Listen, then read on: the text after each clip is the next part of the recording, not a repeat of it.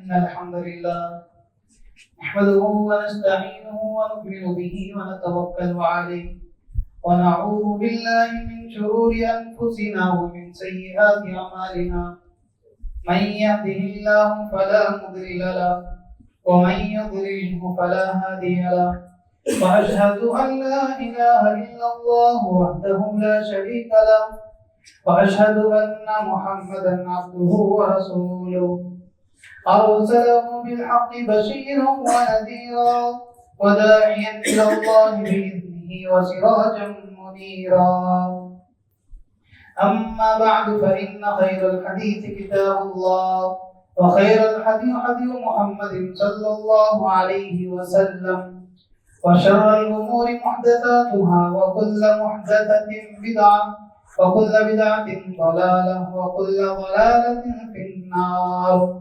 أعوذ بالله السميع العليم من الشيطان الرجيم من همزه ونفخه ونفسه. بسم الله الرحمن الرحيم. ولقد خلقنا الإنسان ونعلم ما توسوس به نفسه ونحن أقرب إليه من حبل الوريد إذ يتلقى المتلقيان عن اليمين وعن الشمال قعيد ما يلفظ من قول إلا لديه رقيب عتيد وجاءت سكرة الموت بالحق ذلك ما كنت منه تحيد ونفخ في الصور ذلك يوم الوعيد وجاءت كل نفس معها سائق وشهيد. قال الله تبارك وتعالى في مقام آخر رضي الله عنهم ورضوا عنه ذلك لمن خشي ربه. ہر قسم کی تعریف توصیف کبریائی و بڑائی اس وحدہ لا شریک کے لائق و زیبا ہے جس نے ہم سبوں کو اس رہتی دنیا کے اندر اس کی بندگی کرنے اس کے بتائے ہوئے طریقوں کو اپنا کر دونوں جہانوں کو کامیاب بنانے کا موقع عطا کیا. بعد لاکھوں کروڑوں درود و سلام ہو تمام انبیاء علیہم الصلوۃ والسلام پر، بالخصوص میرا آپ کے آخری نبی جناب محمد رسول اللہ صلی اللہ علیہ وسلم پر، جنہوں نے اللہ تبارک و تعالیٰ کی بندگی، اللہ تبارک و تعالیٰ کی تقربیت، اللہ تبارک و تعالیٰ کی بنائی ہوئی جنت کو حاصل کرنے کے طریقے، اصول، تعلیمات بتائی، سکھائی، سمجھائی. حاضرین جمعہ، آج کا جو عنوان ہے آپ واقف ہیں، اللہ تبارک و تعالیٰ سے راضی رہو. عنوان بڑا وسیع ہے.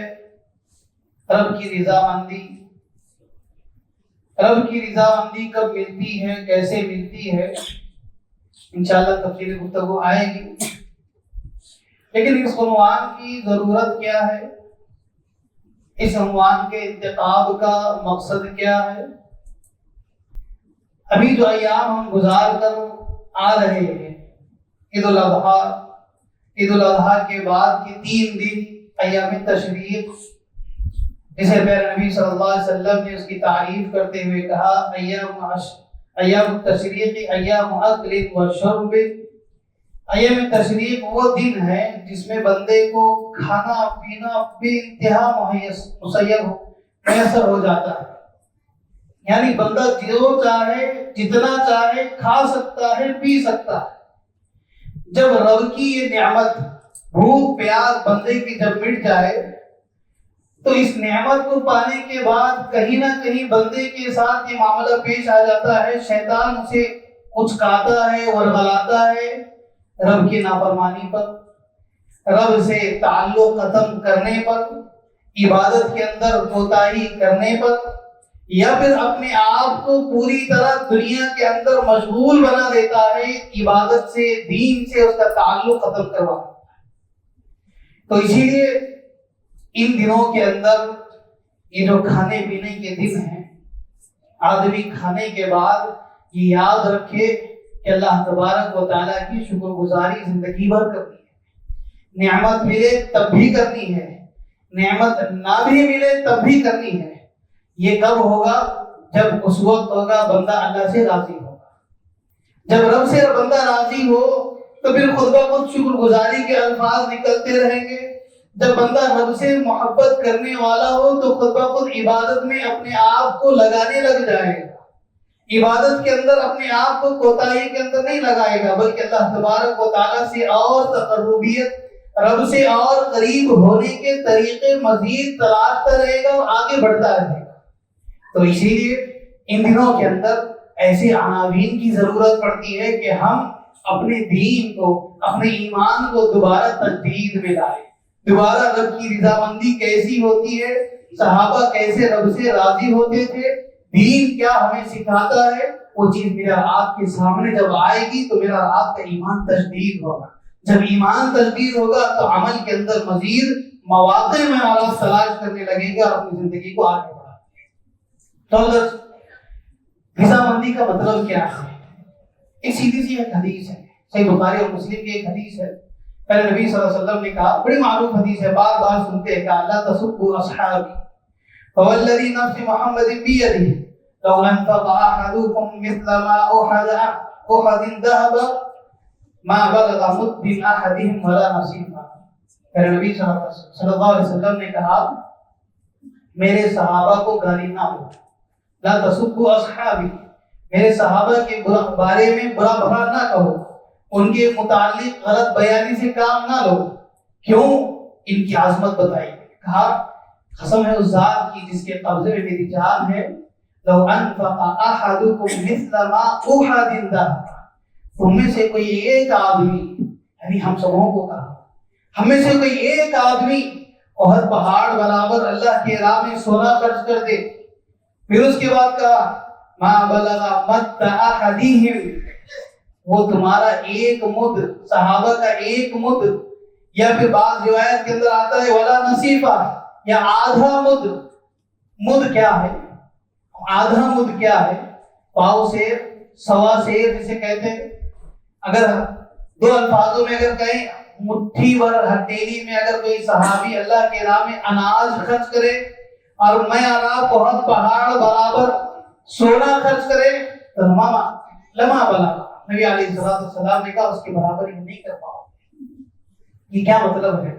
اس حدیث کے اندر اللہ نے کیا پیغام دیا؟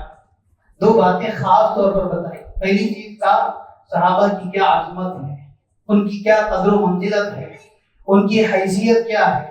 لیکن آج میرے اور آپ کے پاس صحابہ کے بارے میں بات آئے اور ان میں سے بھی بعض مظلوم ایسے صحابہ، حضرت معاویہ، حضرت علی، یا پھر جیسے دوسرے صحابی کا نام جیسی آ جائے، زبان میرے اور آپ کی ایسے کھل جاتی ہے، نعوذ باللہ، جس کی لگام میرے اور آپ کے پاس نہیں ہوتی۔ ابھی اس مہینے کے بعد جو مہینہ آنے والا ہے محرم کا، اس مہینے کے اندر ہمارے زبانوں کے اندر انہی حضرت معاویہ جیسی ساتھیوار صحابہ کے بارے میں غلط بیانی میرے اور آپ کی اور زیادہ بڑھ جاتی ہے۔ تو ان دنوں کے اندر، یا پھر یہ جو حدیث ہے صحابہ کی عظمت کے تعلق سے آپ کو بتاتی ہے کہ ہم کوئی بھی صحابی ہو، جب مانتے ہیں کہ یہ اللہ کے نبی کے پروردہ ہے، جب ہم مانتے ہیں کہ یہ نبی کی زندگی میں زندگی گزار کر اپنے آپ کو سنوارا ہے، نکھارا ہے، تو اب میرا اور آپ کا یہ فریضہ ہے، اب میری اور آپ کی یہ ذمہ داری ہے کہ ان صحابہ کی قدر و منزلت کو سمجھیں، ان کا جو مقام ہے، ان کی جو حیثیت ہے، اس حیثیت کو پہچانیں۔ دوسری جو خاص بات ہے، نبی علیہ السلام نے جو بات بتائی کہا لو انفق احدکم مثل ذهب، یہ جو خرچ کرنے کا جو بیلنس نبی علیہ السلام نے بتایا ہے، میرا آپ کا خرچ بہت پہاڑ برابر، بہت پہاڑ کیا ہے؟ بہت پہاڑ اندازہ لگانے والوں نے لگایا ہے، یا پھر جو احباب گئے ہیں انہیں اندازہ ہوگا تقریباً 7 کلومیٹر، یا پھر دونوں احاطوں کو جمع کیا جائے تو 12 کلومیٹر پھیلی ہوئی پہاڑی زمین ہے۔ پہاڑی زمین جو 12 سے 7 کلومیٹر پھیلی ہوئی پہاڑی زمین ہے، اتنی زمین کے برابر بھی میں آپ اللہ کے راہ میں سونا خرچ کریں، ذہبا، حدیث میں لفظ واضح طور پر بتایا گیا، ذہبا، سونا خرچ کرے، لما بلا، صحابہ کے ایک مد یا 2 مٹھی برابر اناج کے برابر ہی نہیں کر پائے۔ یہ فرق کیوں؟ اس فرق کی وجہ کیا ہے؟ کیا کبھی ہم نے سوچا، جبکہ ہم جانتے ہیں ضابطہ اللہ کا ضابطہ کیا ہے؟ اللہ نے سیدھی سی بات بتائی کا وَلَا يَظْلِمُ رَبُّكَ أَحَدًا، اور کسی پر ظلم نہیں کرتا۔ صحابہ اتنا خرچ کرے تو اتنا مقام، ہم اتنا خرچ کرے تب بھی کچھ بھی نہیں۔ فرق اگر بنایا ہے رب نے تو کوئی تو وجہ ہوگی، کوئی تو بنیادی بات ہوگی جس کی وجہ سے یہ فرق نبی علیہ السلام نے بتایا ہے۔ تو ورنہ رب کی یہ رب کا یہ چاہے تو فعال لما یرید ہے، چاہے فرق جو بھی پیدا کرے یا صحابہ کو زیادہ اجر دے تو کوئی مسئلہ نہیں ہے، وہ رب ہونے کی حیثیت سے کچھ بھی دے سکتا ہے۔ لیکن اللہ نے ضابطہ بھی بتا دیا ہے کہ وَلَا يَظْلِمُ رَبُّكَ أَحَدًا، اللہ کسی پر ظلم نہیں کرتا۔ اور دوسرا ضابطہ بھی اللہ نے یہ بھی بتا دیا إِنَّ اللَّهَ لَا يَنظُرُ إِلَىٰ أَجْسَامِكُمْ وَلَا إِلَىٰ صُوَرِكُمْ، اللہ کسی کی صورت کو دیکھ کر، کسی کے جسم کو دیکھ کر بھی اجر نہیں دیتا، بندے کے عمل کو دیکھ کر اجر دیا جاتا ہے۔ تو اگر بات ہوتی صحابہ کے جسم کو دیکھنے کی، بات ہوتی ہماری شکل و صورت کو دیکھنے کی، تو پھر اللہ تبارک و تعالیٰ نے صاف کہا ہے کہ ہم کسی کی صورت شکل دیکھ کر اجر نہیں دیتے، اس کے عمل کی بنیاد پر اجر دیا جاتا ہے۔ تو جب اجر دینے کے بعد میں اللہ نے ضابطہ بتا دیا ہے تو پھر کوئی تو وجہ ہوگی جس کی وجہ سے ان کے خرچ کرنے میں، ہمارے خرچ کرنے میں اللہ نے کتنا بڑا فرق رکھا ہے۔ وہ فرق کیا ہے؟ آپ دیکھو نبی علیہ السلام نے یا پھر قرآن مجید کے اندر اللہ تبارک و تعالیٰ نے اس صحابہ کے بارے میں کئی مقامات پر کئی الگ الگ انداز میں تعریف۔ پہلی بات آپ دیکھو، یہ وہ صحابہ ہیں جب ابتدائی دنوں میں نبی علیہ السلام کو دین ملا، آسمان سے وحی نازل ہوئی، نبی کا سہارا بنے، نبی دین کی تجدید کرنے میں، دین کو پھیلانے میں وہ سہارا بنے۔ یا پھر اس سے آگے بڑھ کر دوسرے جو اہم بات اللہ نے قرآن میں بتائی، کہا جو خطبہ مسنونہ کے بعد میں نے آیت تلاوت کی، کہا رضی اللہ عنہم ورضوا عنہ۔ قرآن مجید کے اندر اللہ نے یہ مقام 4 مرتبہ بتایا ہے، الگ الگ انداز سے، الگ الگ کیفیتوں سے 4 مرتبہ اللہ نے اس جملے کو دہرایا ہے۔ جملہ کیا ہے؟ رضی اللہ عنہم، اللہ تبارک و تعالیٰ ان صحابہ سے راضی ہو گیا۔ پھر دوسرا جملہ کہا ورضوا عنہ، یہ صحابہ بھی اللہ سے راضی ہوئے۔ 2 باتیں اللہ نے اس آیت کی ٹکڑے کے اندر بتائی۔ پہلی بات بتائی کہ اللہ ان سے راضی ہو گیا۔ زندگی بھر میری اور آپ کی کوشش کیا ہے؟ میں اور آپ آج جو جمعہ میں جمع ہوئے ہیں، یا پھر نمازوں میں ہم جمع ہو رہے ہیں، یا پھر جو قربانی دے کر آئے ہیں، یا پھر جو زندگی بھر کے اندر ہم عمل کردار دے رہے ہیں، عملی جو کیفیت اپنا رہے ہیں، اس کی وجہ کیا ہے؟ رب راضی ہو اسی لیے تو کر رہے ہیں، رب خوش ہو جائے ہماری زندگیوں سے اسی لیے تو میرا اور آپ کا یہ سارا عمل ہے۔ تو یہاں اللہ نے بتا دیا کہ ہم ان سے راضی ہو گئے، اب ہماری بھی زندگی کے اندر ہم وہی عمل کر رہے ہیں کہ اللہ راضی ہو جائے۔ لیکن جو دوسری اہم بات ہے وہ آج نمایاں کرنی ہے، وہ اللہ نے کہا وہ رضوا، یہ صحابہ بھی اللہ سے راضی ہوئے۔ کیا کوئی اللہ سے ناراض بھی ہو سکتا ہے؟ ایک مسلمان، ایک مومن جب اللہ اس سے راضی ہو چکا ہے، اپنے آپ کو جب وہ مسلمان کہلوا رہا ہے یا کہہ رہا ہے، تو پھر تو کیا وہ بندہ اللہ سے ناراض بھی ہو سکتا ہے؟ اللہ سے ناراض کی بات نہیں ہے۔ اللہ نے یہ جو بات بتائی ہے بڑی گہری بات بتائی ہے۔ امام قرطبی رحمۃ اللہ علیہ نے اس سلسلے میں ایک بڑی جامع تفسیر لکھتے ہوئے کہا رضامندی کے 2 درجے ہیں، ایک درجہ ہے عام درجہ اور ایک درجہ ہے خاص درجہ۔ عام درجہ کیا ہے؟ بندے کا اقرار کرنا کہ تو میرا رب ہے، رب کو رب تسلیم کر لینا، نبی علیہ السلام کو اللہ کا پیغمبر تسلیم کر لینا، دین اسلام کی تعلیمات کو اپنے لیے اسلام کی دین کو بحیثیت دین تسلیم کر لینا، یہ رضامندی کا عام درجہ ہے۔ ایک مسلمان بننے کے لیے، ایک مسلمان ہونے کے لیے یہ عام درجے میں داخل ہونا پہلی شرط ہے۔ لیکن وہیں رضامندی کا خاص درجے کے لیے بندے کو زیادہ محنت کرنی ہے، زیادہ کوشش کرنی ہے۔ اگر کوئی بندہ یہ کہے کہ بھئی میں اللہ کو رب مانتا ہوں لیکن نبی کی حیثیت سے میں نبی کو نبی نہیں مانوں گا، نعوذ باللہ بڑا ظالم آدمی ہے۔ یا پھر کوئی آدمی یہ کہے کہ نبی بھی مجھے تسلیم ہے، رب بھی مجھے تسلیم ہے، لیکن زندگی جینے کے لیے، زندگی گزارنے کے لیے دین اسلام کی تعلیم مجھے پسند نہیں، میں اپنے اعتبار سے زندگی گزاروں گا، وہ بھی بڑا ظالم انسان ہے۔ دونوں اعتبار سے زندگی مکمل نہیں ہوگی اس کی، وہ دونوں اعتبار سے اللہ کے نزدیک نافرمان بنتا ہے۔ لیکن مسلمان ہونے کے لیے یہ شرط رکھی گئی، بتایا گیا کہ بندے کو رضامندی کے عام درجے میں پہلے داخل ہونا ہے، جب جا کر وہ مسلمان ہوگا، پھر اس کے بعد جب خاص درجے کی اسے محنت کرنی ہے۔ وہ خاص درجہ کیا ہے؟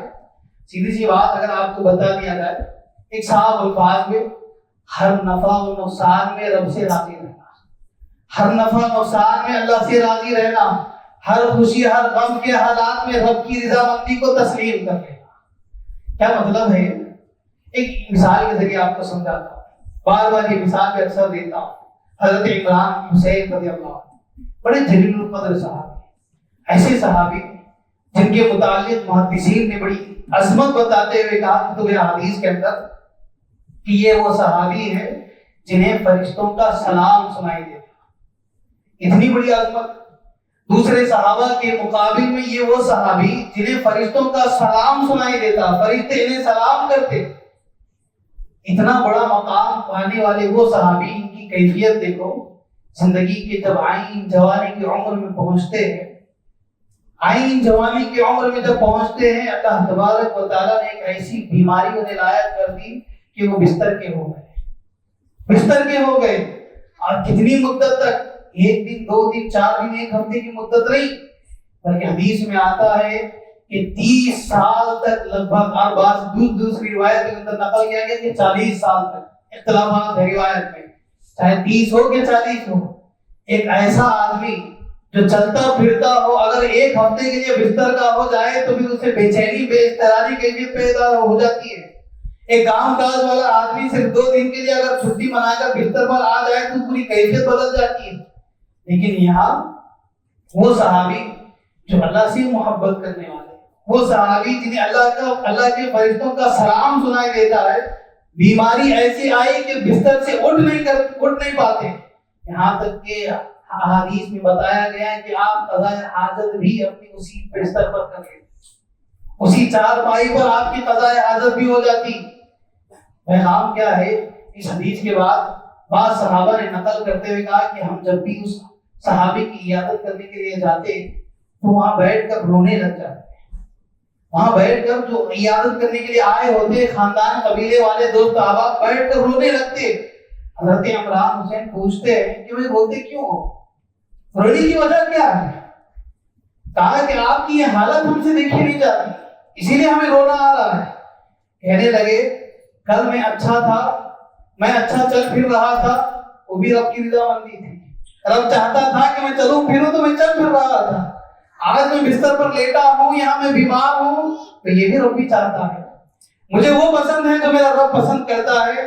یہ جواب اس صحابی کے زبان سے ان لوگوں کے سامنے نکل رہا ہے جو تیمارداری کے لیے آتے ہیں۔ آج ہمارے پاس کوئی اگر بیمار ہو، تھوڑی کھانسی بھی آ جائے، پوچھنے لگے تو ہم اللہ کے ساتھ گلے شکوے کر لیتے۔ وہاں وہ صحابی جو بستر پر قضاء حاجت کر رہے، اٹھ نہیں پا رہے، تیماردار کرنے والے آنے والے صحابہ کو یہ کہہ رہے ہیں کہ بھئی رب کی رضامندی اس میں شامل ہے تو میں بھی اس میں شامل ہوں۔ یہ ہے رب سے رضامندی کا درجہ، خاص درجہ۔ یہ مجھے آپ کو محبت پیدا کرنی ہے رب سے۔ رب چاہے ہمیں آزمائے تب بھی رب میرا آپ کا رب ہے، مجھے آپ کو ماننا ہے۔ رب چاہے مجھے آپ کو نقصان میں ڈال دے تب بھی مجھے آپ کو یہ ماننا ہے کہ یہ رب کی رضامندی ہے۔ رب میری اور آپ کی زندگی کے اندر خوشی کو ہٹا کر غم کے لمحات بھی ڈالے تب بھی مجھے اور آپ کو یہ یقین کر لینا ہے کہ یہ رب کی مرضی ہے، اس میں شامل ہو جائے۔ یہاں میں اور آپ اکثر میرا آپ کا دامن چھوٹ جاتا ہے۔ ہم مسلمان تو ہیں لیکن اس خاص درجے کی بھی کیفیت یہ آپ کے اندر ابھی آئی نہیں ہے، یہ رب کی رضامندی کا خاص درجہ۔ دوسری چیز، نبی علیہ الصلوۃ والسلام سے بھی محبت کرنا، خاص درجے کی محبت، عام درجے کی محبت، رب کو نبی کو تسلیم کرنا کہ یہ اللہ کے پیغمبر ہے، یہ مسلمان ہونے کے لیے ضروری ہے۔ لیکن خاص درجہ کیا ہے؟ خاص درجے کی کیفیت کیا ہے؟ نبی کو ماننے کے بعد نبی کا ہر قول و فعل میری اور آپ کی زندگی کا حفظ جام ہے۔ آپ کی بات میری اور آپ کی زندگی کے اندر ہر بات سے پہلے ہو، نبی کا ہر قول و فعل میری اور آپ کی زندگی کے اندر میرے اور آپ کے عمل سے پہلے ہو، دنیا والوں کی بات سے پہلے نبی کا مقام ہو، نبی کی بات ہو، یہ نبی کا خاص درجہ ہے۔ ایک مثال آپ کو دیتا ہوں۔ ایک صحابی، بڑی معروف روایت ہے، مسجد میں داخل ہوئے اور ایک صحابی مسجد میں کھڑے ہوئے تھے، جمعہ کا دن کا خطبہ چل رہا تھا، نبی علیہ الصلوۃ والسلام نے مسجد میں کھڑے ہوئے صحابی سے کہا کہ بیٹھ جاؤ. نبی نے اس آدمی سے کہا، اس صحابی سے جو مسجد میں کھڑا ہوا ہے، کہ کہا کہ تم بیٹھ جاؤ. جو صحابی ابھی مسجد میں داخل ہو رہے تھے، دہلیز کے ایک پاؤں ابھی باہر ہے اور ایک پاؤں دہلیز کے اندر ہے، وہ سنتے ہی فوراً اس دہلیز پر بیٹھ گئے. یہ کیوں؟ یہ اس لیے کہ وہ نبی سے ویسی محبت کرتے تھے، نبی کے مقام کو پہچانتے تھے، نبی سے خاص درجے کی الفت انہیں اپنی زندگیوں کے اندر انہیں معلوم تھی کہ فوراً نبی کے بعد کسی اور کی بات کا انتظار نہیں کرتے. یہ ہم اگر ہوتے تو کیا کرتے؟ ہم تلاشتے پہلے مجھ سے کہا ہے یا کسی اور سے کہا ہے. اور صحابی نے یہ نہیں دیکھا، بس کان میں آواز پڑی کہ بیٹھ جاؤ کہ وہ خود بخود بیٹھ گئے. یہ کیفیت جو آپ کو پیدا کرنی ہے، نبی سے محبت، نبی سے خاص درجے کی محبت، یہ الفت اس وقت آئے گی جب بندہ نبی کی ہر بات کو آگے رکھے. آپ کو ایک مثال دے دو اس سلسلے میں. علامہ احسان اللہ ظہیر رحمۃ اللہ علیہ بڑے بہترین خطیب، جانتے ہیں احادیث تقریباً ان کی کلپس ہم ویڈیو میں دیکھتے. ایک بڑا ان کا بہترین خطاب ہے نبی سے محبت کے سلسلے میں، محبت رسول پر، آپ یوٹیوب پر دیکھ سکتے ہیں. اس خطاب کے اندر محبت کی ایک اعلیٰ مثال بتاتے ہوئے بڑی بہترین بازار الخسر کی مثال ہے. مثال دے کر نبی سے محبت کیسی ہونی ہے اس کو سمجھایا کرتے ہیں. مثال کیا ہے؟ ایک آدمی ہے، کسی عورت کا یا کسی بچی کا دیوانہ ہو جاتا ہے.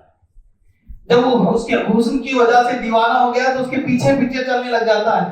خاتون تنگ آ کر پوچھنے لگتی ہے کہ بھئی کیا وجہ ہے کہ تم میرے پیچھے پڑے ہوئے ہو؟ کہا کہ میں تم سے محبت کرتا ہوں، تم سے محبت ہو چکی ہے مجھے.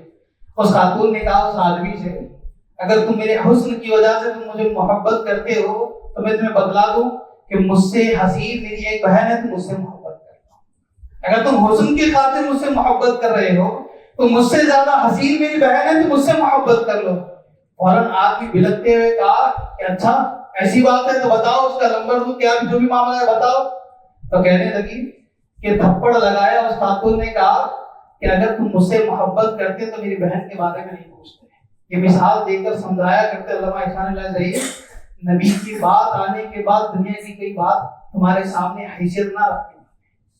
بڑی بہترین مثال ہے. اب سنجیدگی سے اس مثال کو اپنی زندگی کے اندر بٹھا کر دیکھیں، سمجھ کر دیکھیں، سنجیدگی تنہائی میں جا کر اس مثال کو سامنے رکھ کر سوچیں.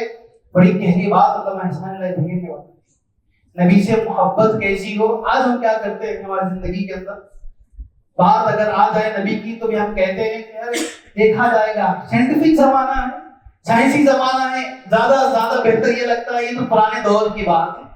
نعوذ باللہ. یہاں علامہ احسان اللہ ظہیر نے یہی تو بتایا مجھے آپ کو، زمانہ چاہے جو بھی ہو، حالات چاہے جو بھی ہو، جیسے بھی ہو، ہر حال میں نبی کی جب بات آئے تو نبی کی بات کو ترجیح دی جائے. زمانہ چاہے لاکھ اچھا کہے لاکھ برا کہے، لیکن اس کی کوئی حیثیت تمہارے نزدیک نہ ہونی پائے نبی کے مقابلے.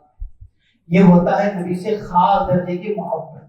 تیسری چیز، دین اسلام سے محبت کرنا، دین اسلام سے راضی ہو جانا.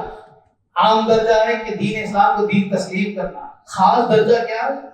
خاص درجہ یہ کہ ہر حلال چیز کو حلال تسلیم کرنا، ہر حرام چیز کو حرام تسلیم کرنا.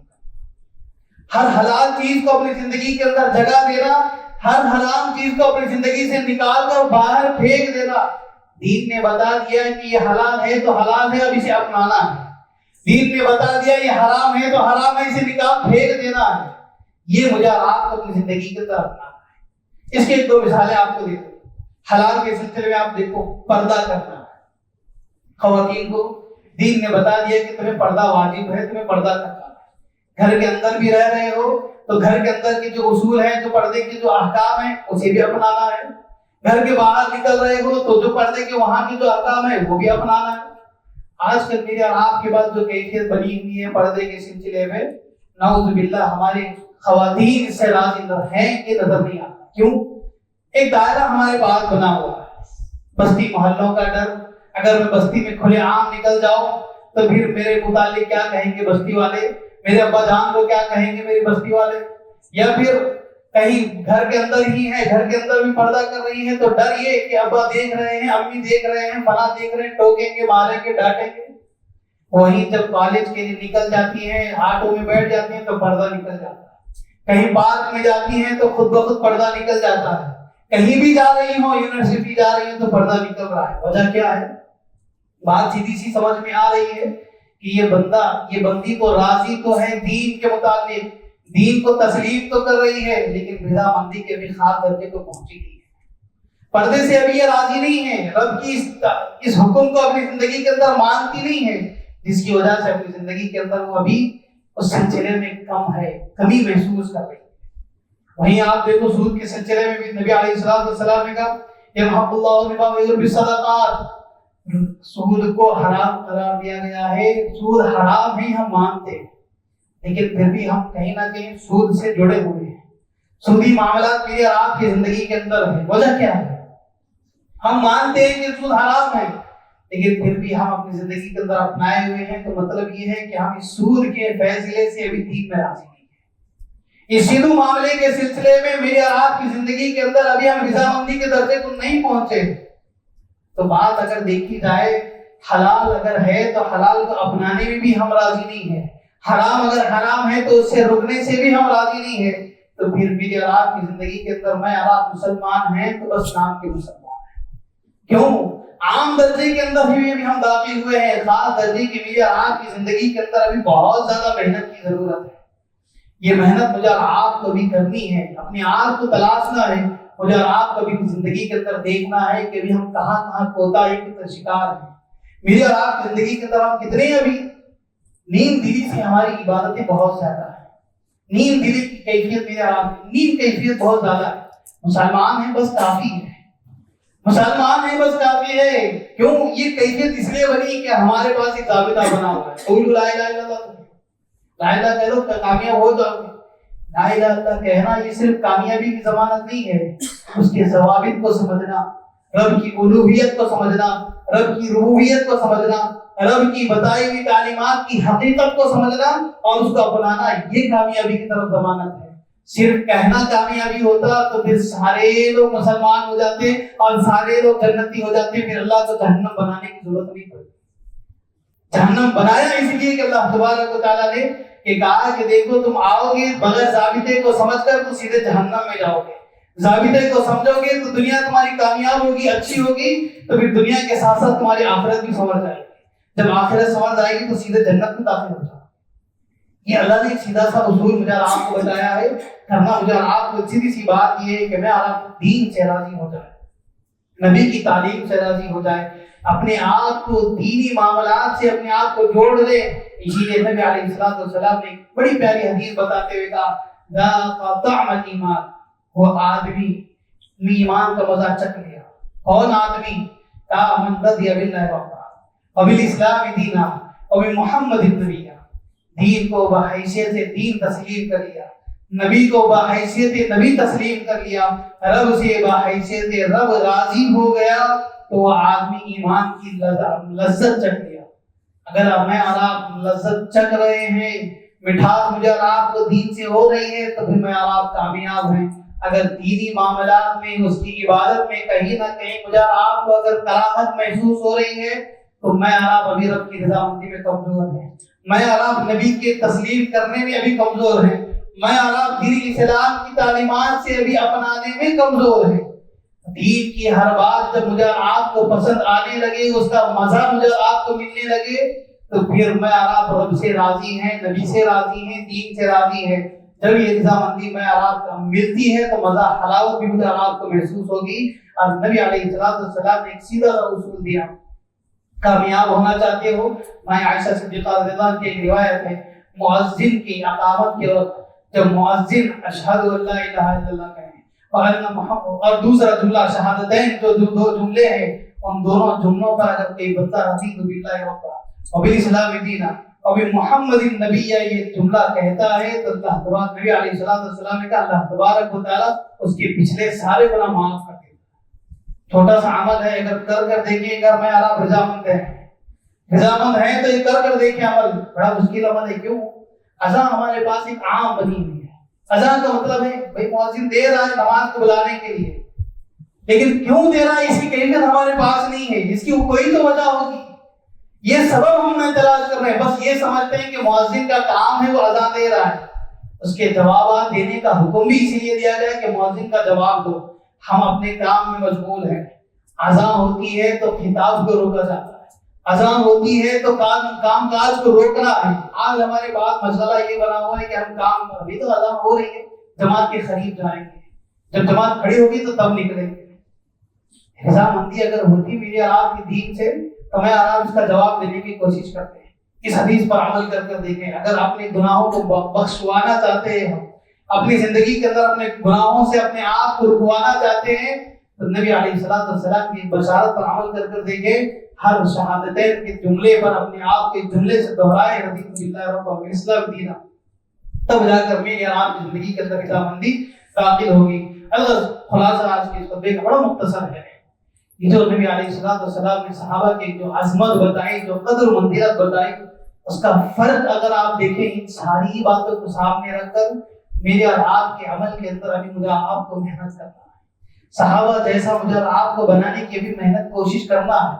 ہم صحابہ جیسا تو بن نہیں سکتے، کوشش یہ کریں کہ ان کے نقش قدم پر چلے، کوشش ہماری یہ ہو کہ ان صحابہ جیسا ایمان ہمارے اندر پیدا ہو، ان صحابہ جیسی کیفیت کم از کم میرے اور آپ کے عمل کے اندر آ جائے۔ یہ کوشش مجھے اور آپ کو کرنی ہے۔ یہ کوشش بھی اگر ہم کریں گے تو رب کو یہ پسند آئے تو پھر میں اور آپ کامیاب ہو جائیں گے، میں اور آپ کامیاب ہو جائیں گے، مجھے اور آپ کی دنیا بھی سنور جائے گی، آخرت بھی سنور جائے گی۔ آج ہم شکایتیں کر رہے ہیں، اکثر پریشانی کی شکایت کر رہے ہیں، مختلف مسائل کی شکایت کر رہے ہیں، یہ سارے مسائل کا حل نبی علیہ الصلوۃ والسلام کی زندگی میں پوشیدہ ہے۔ نبی کو اسوہ بنائیں، نبی کے صحابہ کو اپنا آئیڈیل بنائیں، نبی کی تعلیمات کو اپنی زندگی کے اندر رنگیں۔ صبغۃ اللہ ومن احسن من اللہ صبغہ ونحن له عابدون، اللہ نے کہا اللہ کے رنگ میں رنگ کر زندگی گزارو، پھر اس کے بعد عبادت کا مزہ دیکھو۔ ونحن له عابدون، کیا مزہ ملے گا؟ تم رب کی عبادت گزار بندوں میں سے ہو جاؤ گے۔ یعنی صحابہ جیسے بھی میرا آپ کا کردار شاید ہو جائے گا، صحابہ کی صفوں میں شاید میرے اور آپ کی پچھلے ہی صفوں میں کیوں نہ صحیح، ان صحابہ کے ساتھ پچھلے صفوں میں میں اور آپ بھی شمار ہو سکیں گے کل روز قیامت کے دن۔ تو لہٰذا پیغام بڑا صاف ہے کہ ہم رب سے راضی ہو جائیں، اللہ کی نعمت ملے تب بھی راضی رہے، نعمت نہ ملے تب بھی راضی رہے، خوشی کے حالات آئیں تب بھی اللہ سے راضی رہے، غم کے حالات آئیں تب بھی اللہ سے راضی رہے، گلے شکوے اپنی زندگیوں کے اندر ختم کریں، رب کے ساتھ تعلقات میں جو کمی ہے اسے گھٹا کر اللہ سے بڑھانے کی کوشش کریں، دنیا سے تعلق کو کم رکھیں، دنیا کی جو حیثیت ہے صدر المؤمن اتنی ہی اس کو حیثیت رکھیں، اللہ کے مقام کو پہچانیں، رب کی ربوبیت کو پہچانیں، اس کی الوہیت کو پہچانیں، پہچان کر اپنے آپ کو آگے بڑھائیں، تب جا کر بھی اور آپ کی زندگی کامیاب ہوگی۔ دو رمضان سے اللہ تبارک و تعالیٰ آپ کو بھی زندگی کے اندر قصر سے نکاح اختیار کرنے والا بنائے اور ہمیشہ اللہ تبارک و تعالیٰ سے راضی رہ کر زندگی گزارنے والا بنائے، نبی کی ہر بات کو اپنی زندگی کے اندر اپنانے والا بنائے، دین اسلام کی ہر تعلیم پر مجھے آپ کو جانتے بوجھتے صحیح طور پر عمل کرنے والا بنائے۔ آمین۔ الحمد للہ رب العالمین۔